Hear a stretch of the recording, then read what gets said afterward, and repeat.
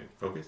Alright, so last one here, combustion reactions. These are kind of hard, but they make the world go round. It's when you have some carbohydrate, CHO, some organic compound, you burn it in oxygen, and you're going to get carbon dioxide and water as your product. So in this example, we have C3H6O2, which immediately to me, some glycol there. Anyway, you're going to burn in oxygen, you're going to make CO2 and H2O.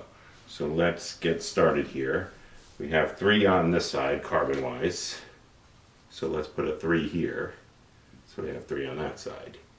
And that will give us 3 times 2, 6 oxygens over here. And we need 6 oxygens here. We have 2 here, and we have, so that would be, if we have 2 of these, that would give us 4, and the 2 here would give us 6.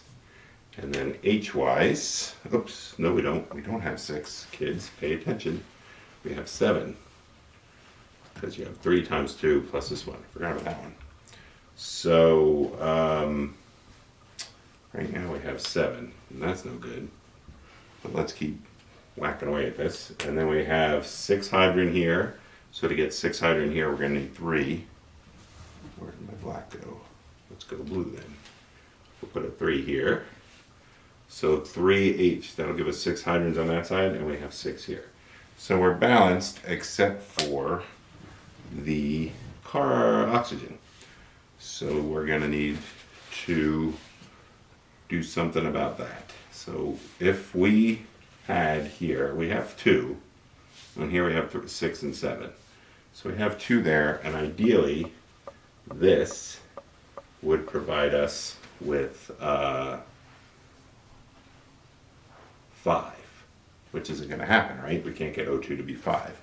But if you think of it, that's sort of like, this is going to maybe get you upset, that's sort of like 5 halves, which you can't do. We can't do this. However, it is going to help us figure out, all right, now multiply through everything by 2, that'll become 5, and we can multiply the rest through.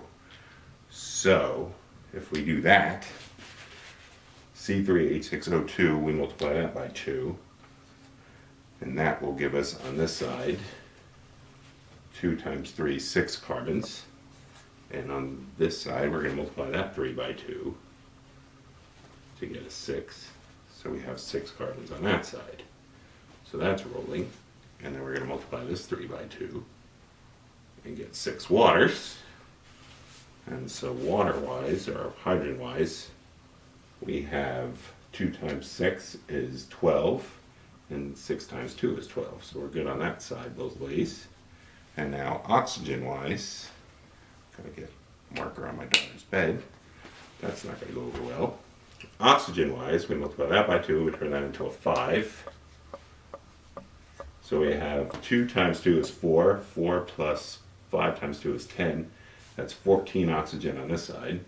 And on this side, we have 6 times 2 is 12, and 6 is not 14 at all, is it? 2 times 2 is 4, and 5 times 2 is 10. That did not work, Jack. Alright, so, hold on a second. 6 times 2 is 12, and 6 is 18. That's alright. This is going to work. So now that we have 18 there, 12 and 6 is 18, we will need, because we're getting 4 here, so this is going to have to give us 14. So I don't know what exactly happened there, but that's how it's going to work. 7O2 will give us 14, plus the 4 is 18 on this side. So that didn't work, but it worked. Welcome to balancing. So the point is, at the end of the day, you got everything equal, and for these combustion reactions, it's just going to be best to keep CH and O together. As you can see, things start flying around, especially those oxygens. You're not going to be able to keep track of them any better than this. So there are 6 on each side of the carbon, 12 on each side of the hydrogen, and 18 on each side of the oxygen. And that's a combustion reaction.